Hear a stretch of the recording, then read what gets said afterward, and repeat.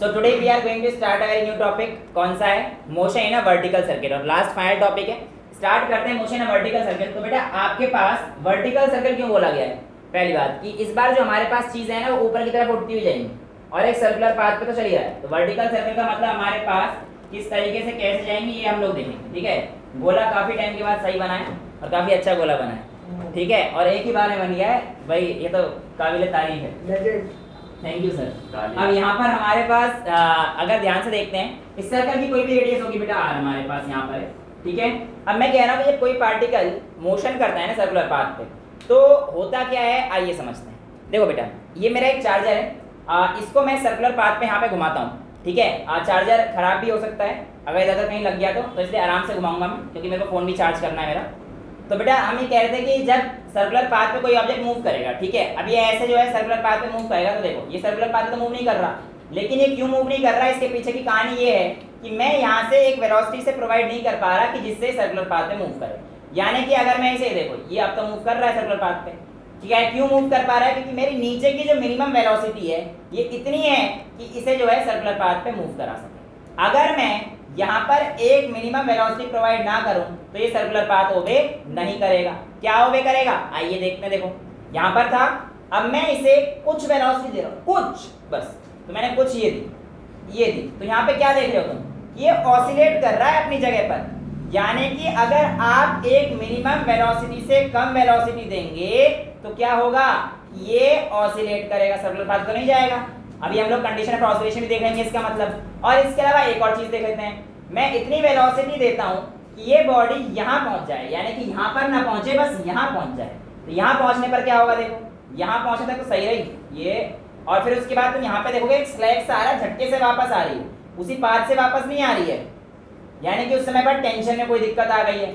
और अगर ये बॉडी यहाँ पहुंचकर मैं अगर इसकी टेंशन जीरो करना चाहूँ तो ये देखो ये सर्कुलर पाथ नहीं हुआ, वहां से ये झुक के नीचे आ गई। तो ये सारी कंडीशन क्यों हो रही है कि एक बार तो आपने सर इतनी वेलोसिटी दी कि पूरा घूम गया, और एक बार जब आपने कम किया तो ये ऑसिलेट कर रहा है, एक बार आपने थोड़ी सी बढ़ाई तो ये ऐसे स्लैग होके आ रहा है नीचे। ये सारी कहानी आज आपको समझ में आएंगी जब आप पढ़ेंगे मोशन ऑफ वर्टिकल सर्किल और किस पॉइंट पर टेंशन कितना रहने वाला है। इन सब कहानी को हम लोग आज देखते हैं। मैंने कहा मेरी बॉडी यहाँ पर और मैंने इसे यू वेलोसिटी प्रोवाइड करी। अब इसे मैंने अगर यू वेलोसिटी प्रोवाइड करी, सर्कुलर पाथ पे घुमाना है, तो मैंने माना किसी भी एक टाइम टी पर बॉडी यहाँ पर आ चुकी है पी पॉइंट पर। जब बॉडी मेरे पास पी पॉइंट पर आएगी तो यहाँ से यहाँ पर ये थीटा एंगल कवर करती हुई आ रही है कि नहीं आ रही है बेटे? थीटा एंगल कवर करते हुए साफ साफ दिख रहा है। अब इस बॉडी ने ये हाइट रेज करी। अब आपको law of conservation of energy बताया था। क्या बोलता है law of conservation of energy? कि एनर्जी हर पॉइंट पर कांस्टेंट है, चाहे आप इस पॉइंट पे उठा लो चाहे आप इस पॉइंट पे उठा लो। इनकी काइनेटिक और पोटेंशियल एनर्जी हमेशा सेम रहेगी, यानी कि sum of kinetic and potential here it is equal to sum of kinetic and potential here, right? So मैं कह सकता हूं इस पॉइंट पे मेरे पास एनर्जी कितनी थी? आप कहेंगे sir kinetic energy plus potential energy. अब ये स्टार्टिंग पॉइंट था, यहाँ पे कोई भी हाइट नहीं थी बेटा, तो यहाँ पर हाइट 0 है। काइनेटिक एनर्जी मैं लगा दूंगा 1/2 mu², ball of mass m। तो मेरा चार्जर का ये नीचे का वो था, वो मास m का था, उसको मैं घुमा रहा था, तो ये mu² plus potential energy mgh, but mgh तो यहाँ पर है ही नहीं। तो आप कह सकते हो कि सर ये आपका mgh तो गड़बड़ है। कोई दिक्कत, ठीक है गड़बड़ होने दो, कोई दिक्कत नहीं है मुझे। इज इक्वल्स टू इस पॉइंट P पर जो काइनेटिक एनर्जी आएगी 1/2 m ऑफ, यहाँ तक पहुँचते मैंने मान लिया मेरी बॉडी की वेलोसिटी क्या हो गई है? v हो गई है, तो 1/2 mv² प्लस, अब इसने हाइट देखो राइज करिए, लेट्स से ये हाइट यहाँ से यहाँ तक की क्या है? h, तो ये mgh इस बार तो आएगा, इस बार तो हमारे पास आएगा बेटा। अब अगर मैं यहाँ पर ये 0 हो जाएगा, आपको क्या करता हूँ 2 से सब दोनों तरफ मल्टीप्लाई कर दूंगा, तो मेरे पास आ जाएगा mu² is equals to mv² plus 2 times mgh, और mm सब में कॉमन है, तो आपके पास u² minus 2gh is equals to आपके पास क्या आ जाएगा बेटा? आपका v² आ जाएगा। कोई प्रॉब्लम तो नहीं है, बस 2 से मैंने इक्वेशन को मल्टीप्लाई कर दी थी इस इक्वेशन को, और m से m सब तरफ कट गया, कॉमन आ जाएगा m, तो हमारे पास निकल जाएगा, राइट? यहाँ तक तो कोई प्रॉब्लम नहीं है। अब मैं आपसे कहता हूँ कि इस पॉइंट पर कंपोनेंट रिजॉल्व करके देखते हैं। देखो यहाँ पर इसका mg ऐसे लग रहा था, अब आपने उसे ऐसे एंगल से भेजा तो उसका mg थोड़ा सा इस तरफ शिफ्ट हो जाएगा, तो इस बॉडी का mg तो ये जा रहा है, राइट। अब अगर ये थीटा है तो आप इस लाइन को ऐसे प्रोड्यूस करेंगे तो यहाँ पे भी आपके पास ये क्या आएगा, थीटा आएगा। और इस लाइन पे ये वाला जो आपका कंपोनेंट है, ये वाला जो आपका कंपोनेंट है, इसको आप क्या बोल देंगे, mg cos थीटा। अब ये तो वो वायर है ना जिसकी वजह से वो बॉब पूरा घूम पा रहा था, यानी कि अगर मैं बात करता हूँ तो कहानी कुछ इस तरीके से ऐसे है ना। अब ये ऐसे घूमेगा, अगर ये घूम रहा है और इसका कंपोनेंट mg इधर है, mg cos थीटा का कंपोनेंट है, तो इसमें क्या आ रही है, टेंशन दिख रही है जिसकी वजह से खींच रहा है। टेंशन हमारे पास इस अंदर की तरफ लग रही है इसकी, और इसकी वजह से इस टेंशन की वजह से क्या प्रोड्यूस हो रहा है, सेंट्रीपिटल फोर्स, क्योंकि मतलब मोशन जो है सर्कुलर कैसे हो पा रहा है, ये टेंशन जो है अंदर का हावी है इस mg cos थीटा पर, जिसकी वजह से बॉडी कैसे घूम रही है, सर्कुलर पाथ पर घूम रही है बेटा। तो आप क्या कह सकते हो यहाँ से कि सर आपके पास अगर t minus mg cos theta कर दिया जाए तो ये किसके बराबर हो जाएगा, पार्टिकल के सर्कुलर पाथ के, और सर्कुलर पाथ पे जो हमारा फोर्स लगता है वो सेंट्रीपिटल फोर्स लगता है, तो ये हमारे पास क्या आ जाएगा, mv²/r के इक्वल हो जाएगा।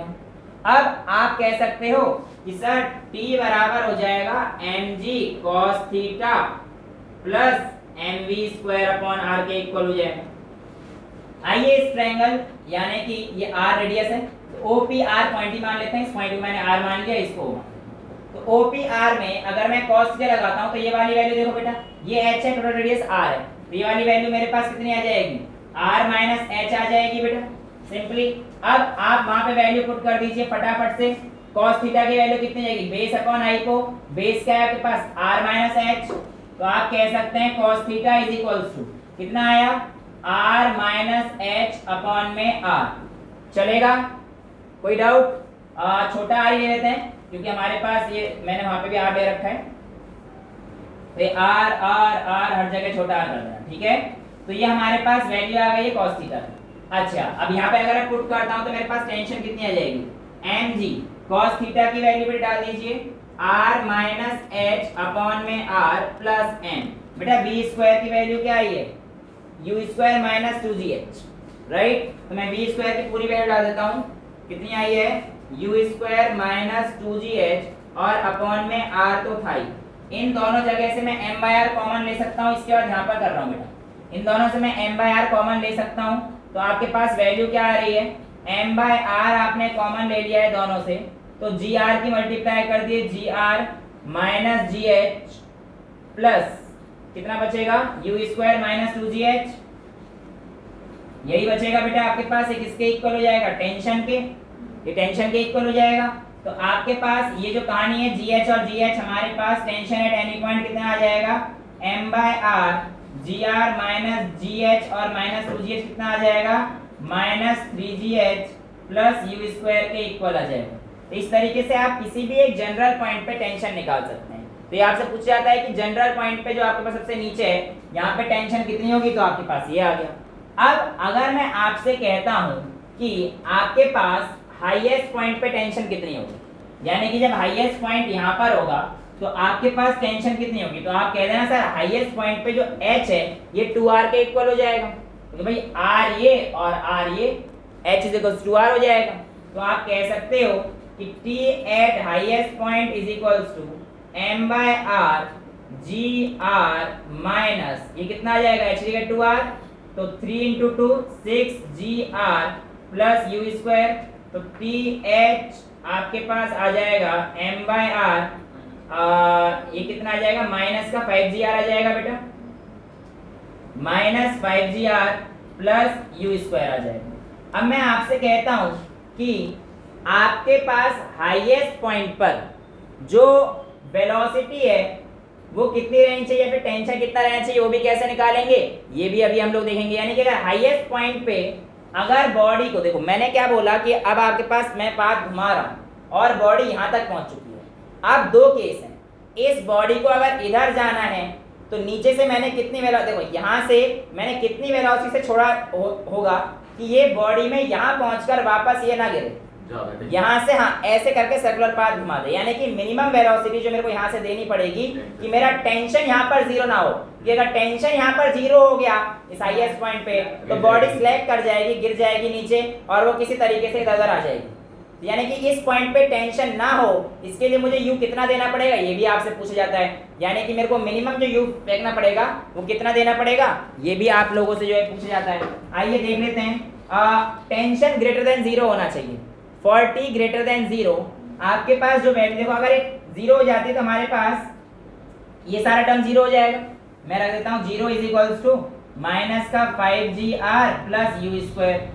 बट मैं कह रहा हूँ कि आपसे यू स्क्वायर क्या होना चाहिए, ग्रेटर देन जीरो, मतलब तभी तो कहानी बन पाएगी। ताकि टेंशन ग्रेटर देन जीरो हो जाए तो you square must be greater than और इक्वल टू 5gr, मतलब 5gr को इधर भेज दो तभी टेंशन जीरो नहीं होगी, वरना टेंशन जीरो हो जाएगी। और इसके हिसाब से आपके पास u कितना आ जाएगा, under root 5gr, it must be greater than और इक्वल टू। अगर आपने इससे कम दिया है तो आपकी बॉडी सर्कुलर पाथ पे पूरा सर्कल नहीं कराएगी और कोई दिक्कत होगी, या तो बॉडी वापस नीचे आएगी या कुछ होगा, ऐसी कुछ कहानी आपके पास हो जाएंगी। ठीक है, तो ये आपके पास एक केस आता है कि टॉप मोस्ट पॉइंट पर अगर पूरा सर्कुलर पाथ करना है तो नीचे से जो आपकी वेलोसिटी होनी चाहिए यू, ये कितनी आनी चाहिए, ये आनी चाहिए।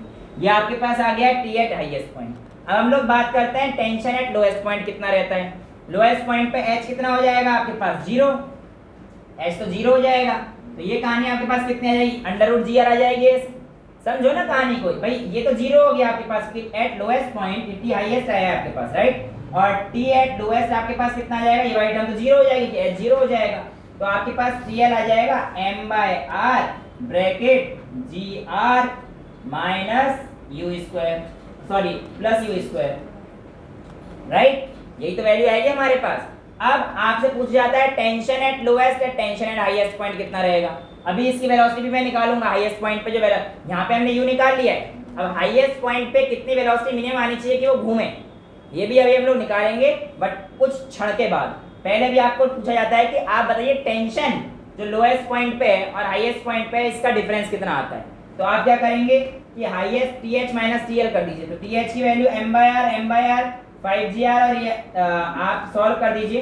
तो आप कह दीजिए m बाय आर अगर आप दोनों से रखते हैं तो बेटा आपके पास कितना आ जाएगा, ये हाईएस्ट हमारे पास minus 5gr plus you square, T H minus L कर रहा हूँ, ठीक है।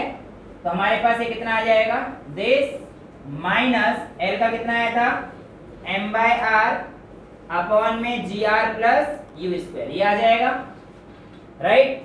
कोई दिक्कत, यहां तक तो कोई प्रॉब्लम नहीं है बेटा आपको।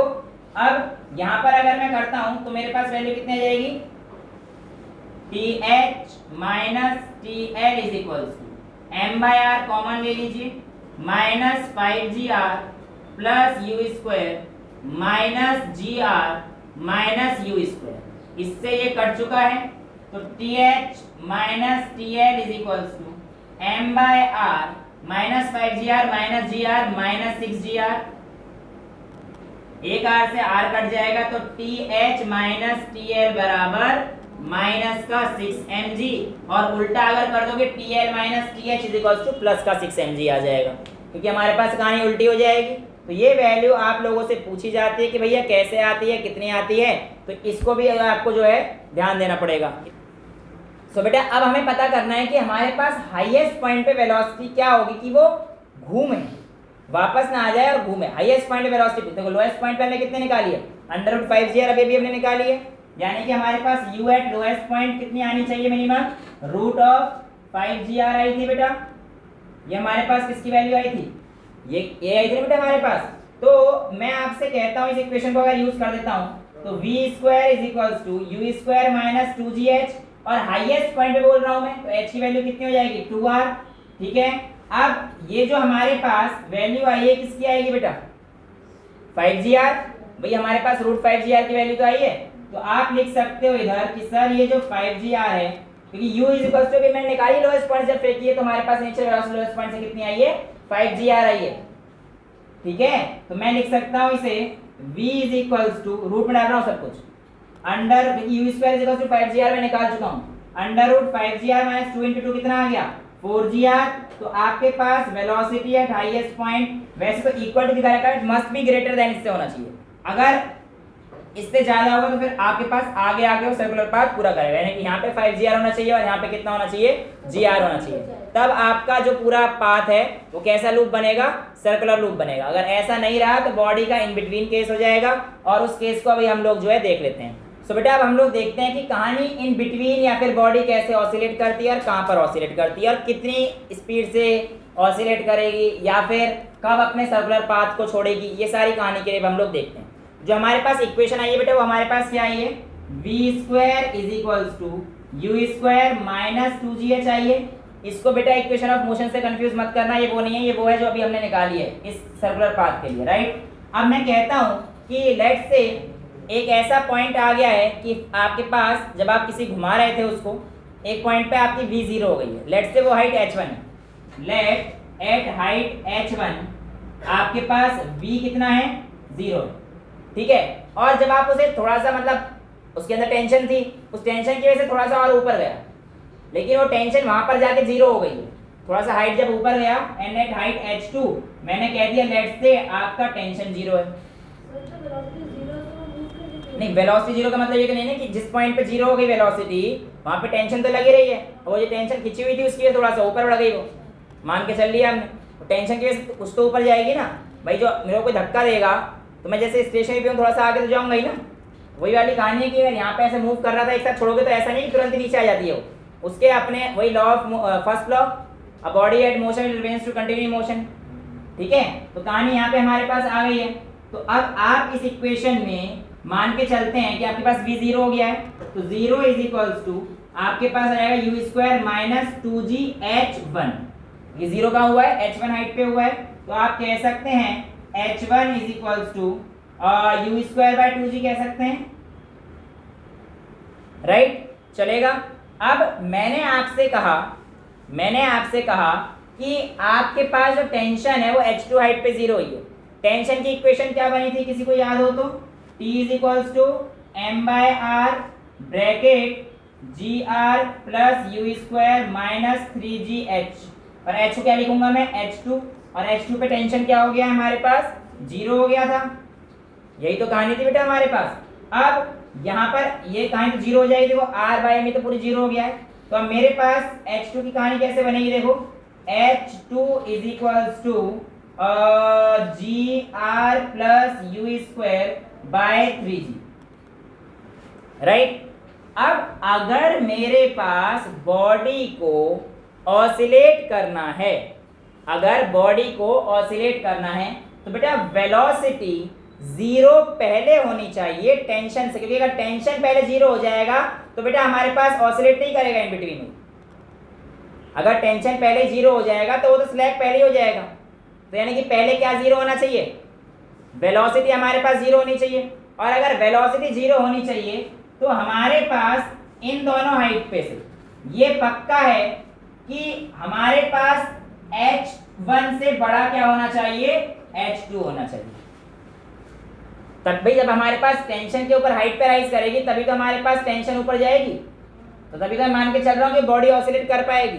अगर इसके उल्टा कहानी होगी तो कहानी कुछ और होगी, फिर हम देखेंगे उसमें क्या पहुंचेगा। तो अगर h1 ग्रेटर देन h2 है तो h1 की वैल्यू आपके पास क्या आई है, u²/2g, ये छोटा होना चाहिए किससे बेटा, आपके gr प्लस u²/2g से, सॉरी 3g से, राइट, समझ आ रहा है। अब आप एक काम कर दीजिए, नीचे वाले जी दोनों कट सकते हैं, सेम है, तो आप इसको उड़ा दीजिए, इसको इधर कर दीजिए, तो आपके पास आएगा 3u² माइनस 2u², समझ रहे हो। मैं इसको इधर लेके आऊंगा, 3u² minus 2u² is equals to 2gr और u² is equals to 2gr और u is equals to √2gr। यानी कि अगर आप बॉडी की इनिशियल वेलोसिटी यहाँ से 2gr से फेंकते हो तो बॉडी बेटा सेमी सर्कुलर पाथ से पहले कहीं पर ऐसे ऑसिलेट कर रही होगी, और इस समय पर बॉडी की टेंशन 0 नहीं रही होगी, टेंशन इससे ऊपर जाकर कहीं 0 रही होगी। अब उसके बाद क्या होता, अगर मैं कहता हूं इसके उल्टी कहानी हो जाती तो क्या होता,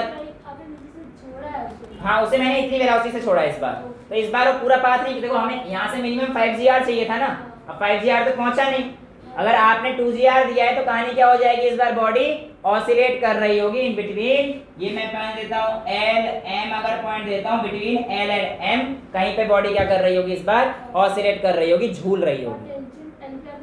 टेंशन अभी कह नहीं सकते, बट हाँ एक पॉइंट अगर आप H2 इसको लेते हो तो इस पे आप आके टेंशन 0 मान लो, बिल्कुल ले सकते हो।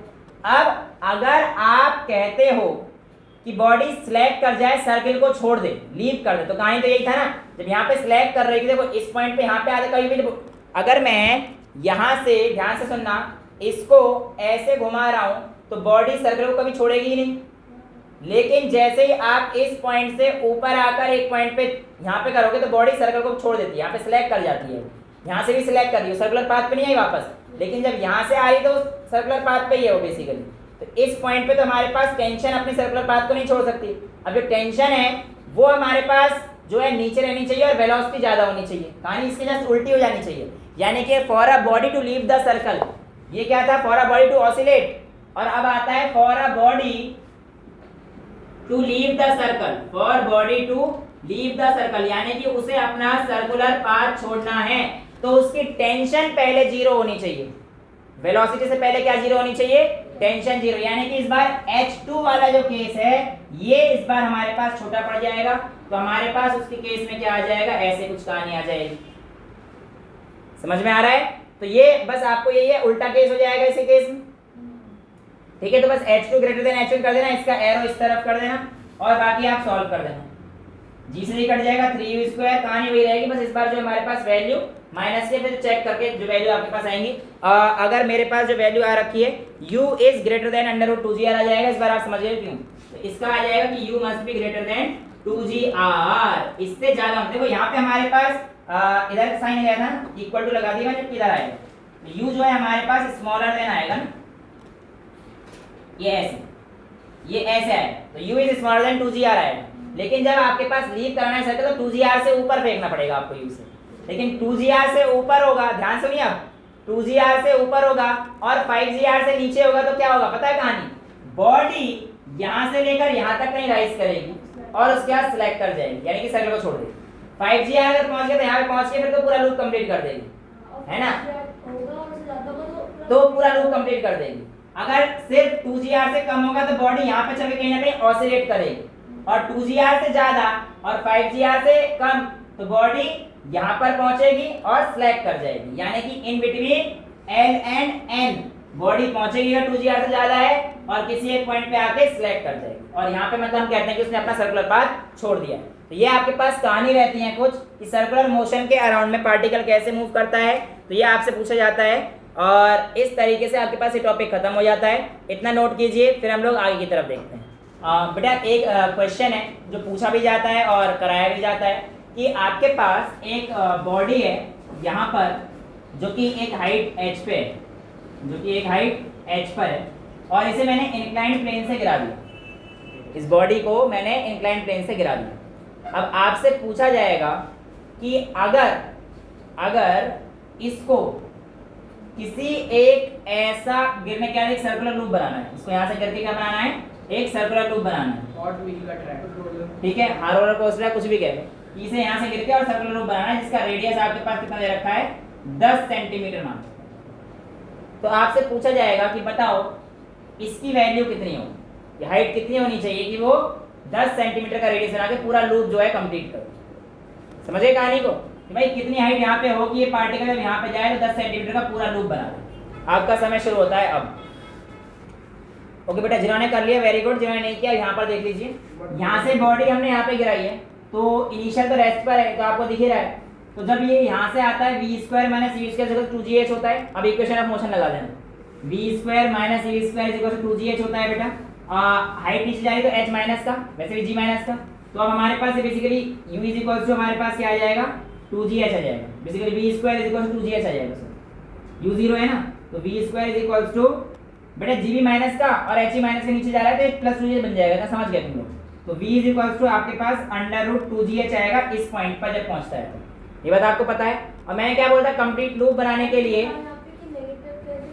बेटा g नेगेटिव होता है और h नीचे जा रहा है तो वो भी नेगेटिव है, ये तो बताया था मैंने आपको साइन कन्वेंशन के दौरान। तो बेटा हमारे पास v √2gh हो गया। अब कहानी क्या थी, ये इस लोएस्ट पॉइंट पे पहुंच गया और मैंने कहा पूरा कंप्लीट सर्कल बनाना चाहिए था जिसका रेडियस 10 सेंटीमीटर होगा। तो आपको पता है कि यहाँ पे लोएस्ट वो करने के लिए कितना आना चाहिए, √5gr आना चाहिए, यानी कि इसकी वेलोसिटी मिनिमम इतनी होनी चाहिए, यानी कि आपका √2gh कितना आना चाहिए, √5gr के इक्वल आना चाहिए था। हो तो गया क्वेश्चन। अब बचा क्या आपके पास, 2gh = 5gr। तो आपके पास g से g गया, h = 5/2 r की वैल्यू 10 दे रखी थी, तो 25 मीटर या सेंटीमीटर, सेंटीमीटर दे रखा है, सेंटीमीटर। सिंपल सा क्वेश्चन, ये हर जगह वैलिड है बेटा। h जब सर्कुलर लूप का पूछेगा तो आप इसी स्टेट को डायरेक्ट उठा लीजिएगा, h = 5/2 r हर जगह, क्योंकि भाई सीधे बात है ना, मैं फॉर्मूले से उठा के लेके आए हैं। 2gh = 0.2 metre. अब बेटा एग्जैक्ट तो 0.2 मीटर तो नहीं आएगा, क्योंकि आप 9.8 अच्छा चेक कर लेना, अगर ये लॉजिक लगाया तो ठीक है, बाकी फिर देखना पड़ेगा। नेक्स्ट क्वेश्चन की तरफ बढ़ते हैं, नेक्स्ट क्वेश्चन की तरफ बढ़ते हैं। और नेक्स्ट क्वेश्चन एक अच्छा क्वेश्चन है जो मेरे को मिला है, वो मिला है a solid sphere of mass 2 kg is resting inside a cube. एक सॉलिड स्फीयर है जिसका मास कितना दे रखा है, 2 kg का, वो कहता है एक क्यूब के अंदर इस तरीके से रेस्ट करता है। ये आपके पास y एक्सिस है और ये x एक्सिस है। यहाँ पर एक क्यूब बना रखा है इन लोगों ने, और यहाँ पर क्या बोल रखा है, ये जो बॉल है ये इसमें रेस्ट कर रहा है। The cube is moving with the velocity. अब ये जो पूरा क्यूब है ये मूव कर रहा है, इसकी जो वेलोसिटी दे रखी है 5ti cap plus 2tj cap, 5ti cap plus 2tj cap. आगे आपसे कहता है all the surface are smooth, the sphere is at rest with respect the cube, what is the total force exerted by sphere on cube। कितना force लगाएगा sphere cube पे अगर इसकी velocity ऐसी है, ये रेस्ट पर है इसके रिस्पेक्ट में, और आपको दे रखा है g, आप 10 इस्तेमाल कर सकते हैं। ट्राई कीजिए फिर मैं बताता हूँ। ये एक अच्छा क्वेश्चन है। इसमें देखिए बेटा ध्यान से, आपको दिख रहा है कि i और j दोनों में मूव कर रहा है, यानी ये कुछ इस तरीके से इसका मोशन है कि ऊपर भी जा रहा है और आगे ही बढ़ रहा है, कि देखो y एक्सिस पे ही मूव कर रहा है और x एक्सिस पे मूव कर रहा है। ठीक है, एक काम करो, पहले आप a निकाल लेते हैं dv/dt से। तो अगर आप dv/dt करेंगे तो आपके पास आ जाएगा 5i cap, a = 5i cap plus 2j cap.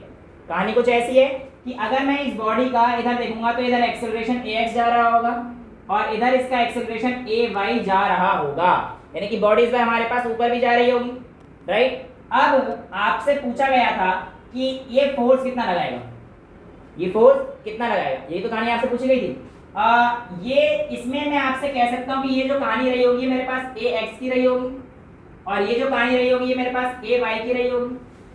आपको पता है फोर्स हमारे पास क्या होता है, ma होता है। लेकिन अब कहानी कुछ अलग थी। कहानी ये थी कि x और y दोनों में जा रही थी, तो हमारे पास कहानी इतना नहीं रहता, इतना नहीं रहता। m टाइम्स हमारे पास g प्लस a हो जाएगा, क्योंकि इस बार बॉडी ऊपर भी तो जा रही है ना, और एक्सेलरेशन भी है साथ में। लिफ्ट वाला केस याद करो, तो m times g plus a हो जाएगा।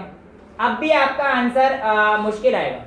रीजन क्या है, g प्लस a वाला जो है ना ये सिर्फ y एक्सिस के लिए वैलिड होता है, x एक्सिस के लिए तो ये वैलिड है ही नहीं भाई। x एक्सिस पे कौन सा g लगता है, नहीं लगता ना।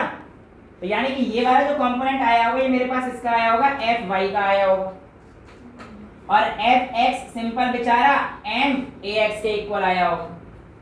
ये हमारे पास ay आएगा बेटा, g प्लस ay वाला जो कंपोनेंट है ये हमारे पास क्या आएगा, ay आएगा, और मास दोनों के लिए कांस्टेंट है, ये ax मतलब आपके पास 5, राइट। अब आप इन दोनों में से m को कॉमन ले लीजिए, तो आपके पास बेसिकली इसका तो आपके पास ये क्या है, देखो परपेंडिकुलर जा रहे हैं ax और ay, तो ये तो आपको निकालना आता है अंडर रूट में ax square plus ay square. तो आप लोग निकाल सकते हैं m under root ax square plus ay square. 90 degree है कहानी। ax स्क्वायर मतलब 5, अब तो फिर मैग्नीट्यूड लेंगे हम लोग यहाँ पर। तो m आपको कितना दे रखा था, मास ऑफ स्फीयर 2 kg मैंने बोल रखा था बेटा, तो ये आ जाएगा आपके पास 2 इंटू अंडर रूट ax कितना था 5 का स्क्वायर प्लस ay कितना था g प्लस a, तो a/2 और g प्लस 2 कर देंगे 10 प्लस 2 हो जाएगा, 10 प्लस 2 का स्क्वायर, 12 का स्क्वायर 144 और 5 का 25, तो 144 और 25 169 हो जाएगा। 169 13 होता है, तो आपके पास F is equals to m into A, यानी कि 2 इंटू 13, तो आपके पास कितना आ जाएगा 426 न्यूटन। तो एक अच्छा क्वेश्चन मिला था। ठीक है, एक क्वेश्चन और कर लेते हैं, इसके बाद टॉपिक ओवर कर देंगे। कौन सा दें? चलो एक क्वेश्चन ये वाला कर लो, एक और फिर सोचेंगे करने का।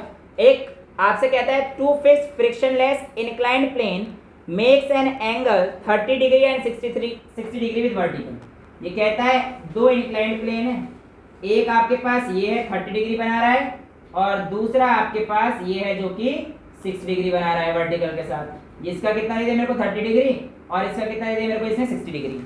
आपसे पूछा है two blocks A and B are placed on two planes. ये ब्लॉक ए है और ये ब्लॉक बी है। आपको क्या बताना है? What is the relative vertical acceleration, what is the relative vertical acceleration of A with respect to B. Try कीजिए बेटा, जिन्होंने कर लिया ठीक है, जिन्होंने नहीं करा अब कर लेना, ठीक है, छाप लेना इसके बाद।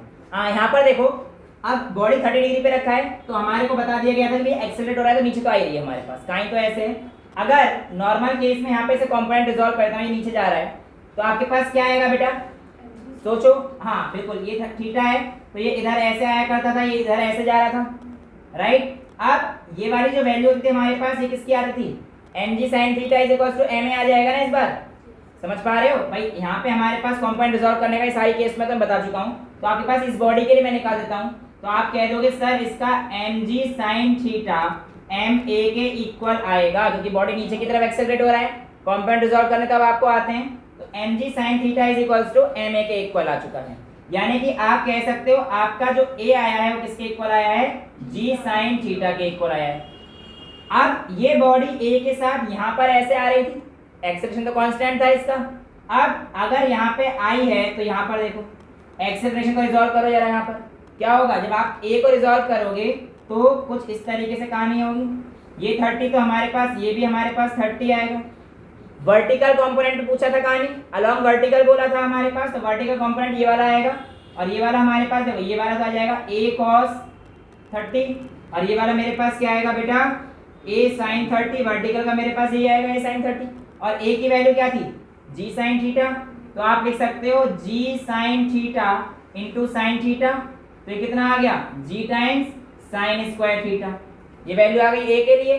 सिमिलरली इसके लिए भी यही आएगी बेटा, इसका भी ma is equal to mg sin theta आ जाएगा, a is equal to g sin theta, a is equal to a cos theta और a sin थीटा, वर्टिकल वाला a sin थीटा, तो a is equal to g sin theta. इसका भी आपके पास g sin square theta आ गया a की वैल्यू। अब कहानी पूछा a with respect to b, यानी कि a माइनस b, यानी कि g times sin square, a की वैल्यू कितनी? 30, a with respect to b पूछा है ना, minus sin square of 60। a with respect to b, relative velocity of a with respect to b का मतलब क्या है? va minus vb।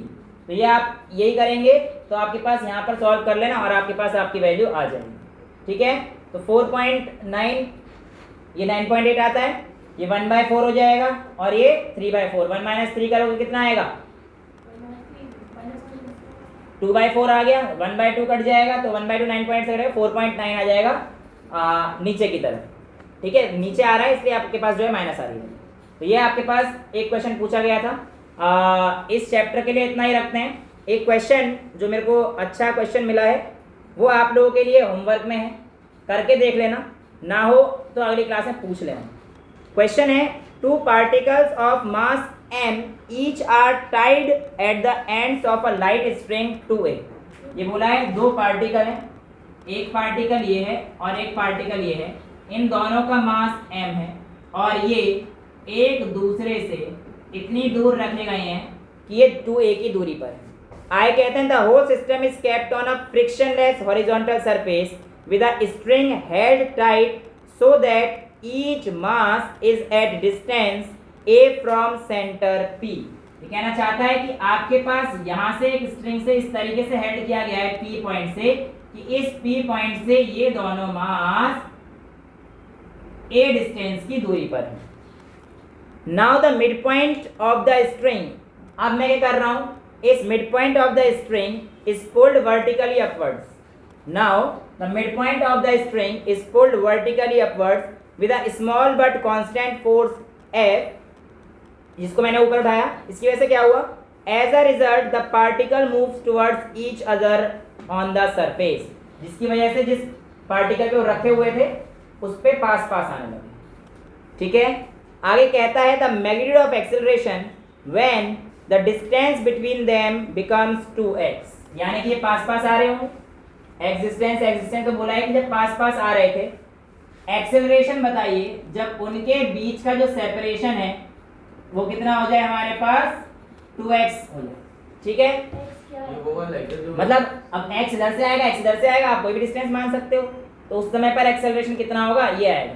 बेसिकली इसको ऐसे उठाओगे तो ये दोनों बॉल पास आएंगे। ठीक है, तो x इधर से जाएगा, x इधर से। हाँ जी, ये बॉल वाला ही क्वेश्चन है जो मैंने डिस्कस कराया था आपको। एक बार ट्राई कीजिए और नहीं होता है तो मेरे से ही पूछिए। ठीक है, नेक्स्ट क्लास में force and laws of motion में इतना ही रखते हैं। That's all for today, thank you so much. अगले चैप्टर में मिलेंगे वर्क, एनर्जी एंड पावर के साथ।